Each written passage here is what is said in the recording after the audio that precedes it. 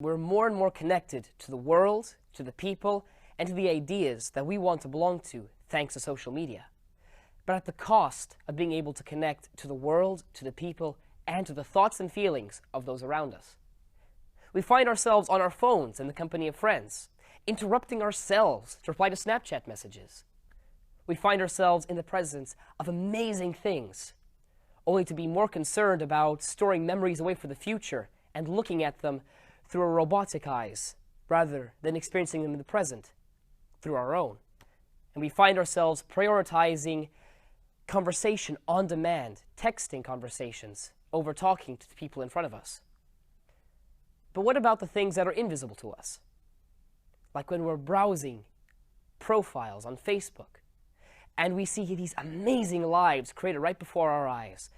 People doing things we wish we could do. People saying things that we wish we could say. People living the dream.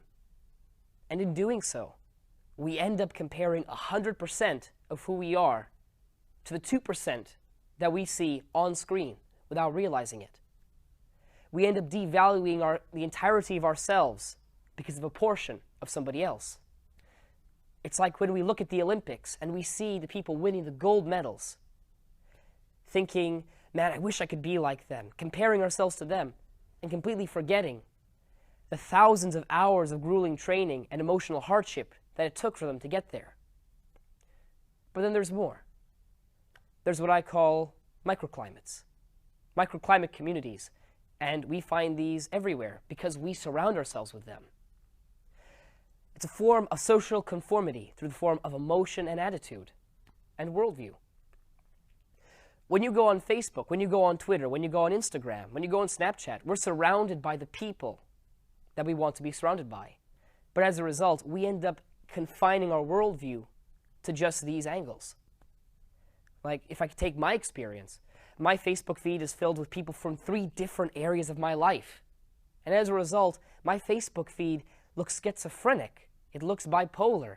It looks crazy. It looks like I've got areas that are just filled with intense emotional hardship and hatred, but others that are filled with such uplifting and exciting things, and others that are just sort of mellow and day to day. But imagine if your profile isn't like that. If your newsfeed, if your timeline isn't nearly as varied. If it's just one portion of a spectrum that limits what's going on, that limits what we can see in the world. It ends up reducing our flexibility as we're only able to see things in these ways. We have limiting beliefs about the world, about what's possible, about what we can do. We have unrealistic expectations about what's going on, unrealistic expectations about what should be happening. But even worse, we end up with a loss of personal identity as we seek to find our style, but not a style that expresses who we are, but a style that impresses other people so that we can seem better in their eyes. So, what can be done about this, both the visible and the invisible? The way to start addressing any problem is to start with an awareness that it's going on. And when you realize that this social comparison is going place, that this social conformity is going on, then we can begin to look into it and we can begin to resolve it. So, what do I want to share with you? Talk to people, first of all. But not just anybody. Try talking to the people that have these perfect lives that you see. Talk to them in person if you can, or just message them if they're not available in person, or if it just feels safer. See what they have to say, see what's going on. And very quickly, you'll see that all of a sudden, their lives aren't quite that pristine thing that you see plastered over their wall. That they're a much more complex person, with their own battles, with their own uninteresting things, with their own unique qualities. And what about social comparison and conformity? Escape your bubble. Challenge your worldview. Challenge your opinions.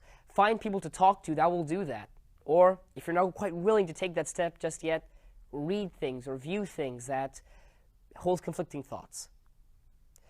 So, we might find this scary at first, but it's only scary if we see our opinions as us.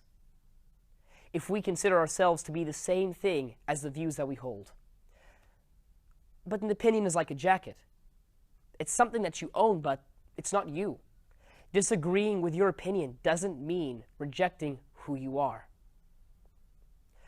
So that's just a bit of what I wanted to share with you today. And if you want to find out some more, I'd recommend checking out Digital Awareness UK. They're doing some really great work exploring web safety and encouraging people of all age groups, but particularly of those our age and of those younger than us. And as a whole, make sure you're using social media. Make sure social media isn't using you.